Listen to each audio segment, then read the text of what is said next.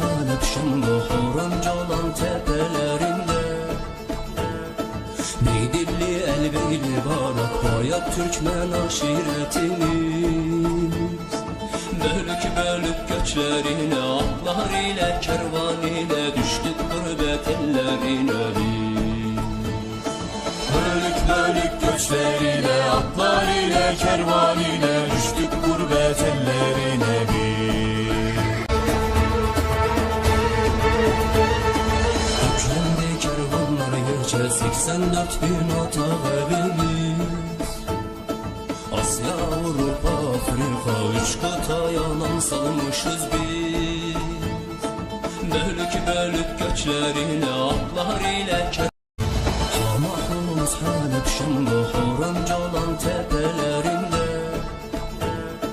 Beydilli Elbeyli Barak Bayat Türkmen aşiretimiz Bölük bölük göçlerine atlar ile kervan ile